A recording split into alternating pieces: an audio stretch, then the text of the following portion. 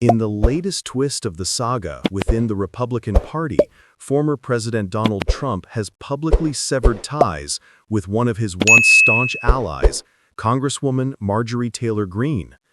Once side by side, now in open conflict, and the stage is set for a major showdown over the release of the so-called Epstein files.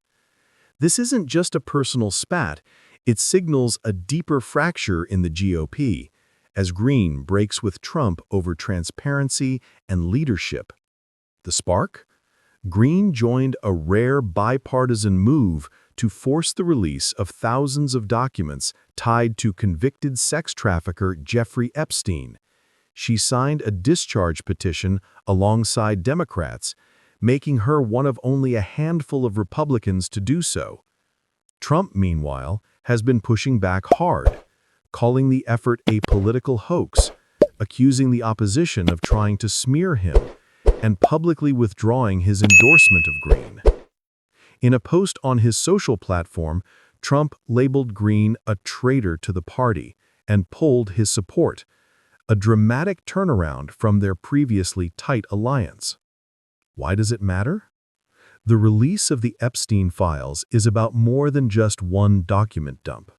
For Greene, it's a matter of accountability, of exposing a web of power and privilege. For Trump, and much of the party leadership, it's a risk to the status quo, their alliances, and perhaps even political safety. More broadly, this rift signals a tug-of-war over the future of the GOP. Will it remain tightly loyal to Trump's brand of populism, or will figures like Greene carve out a more independent or justice-oriented wing? With midterm elections looming in 2026, every fracture, every defection becomes a potential opening for challengers, internal dissent, and shifting coalitions. Reactions across Washington were swift. Democrats, sensing opportunity, cheered the blow-up. Some called Greene's break from Trump a moment of reckoning within the MAGA movement. Greene responded defiantly, saying she will continue to fight for victims, for transparency, and vowed she would not be silenced despite what she described as threats tied to her stance. Trump, for his part, signaled he may even back a primary challenger to Greene in Georgia, a clear message: dissent from the MAGA line won't be tolerated. All this is happening just ahead of the House vote on the release of the Epstein files. The discharge petition has forced the matter onto the floor, and the vote could reveal fault lines within the Republican ranks. Will more Republicans follow Greene's lead and break ranks? Or will Trump's influence over the party's base hold firm? The results could reshape power dynamics, candidate endorsements, and the roadmap to 2028.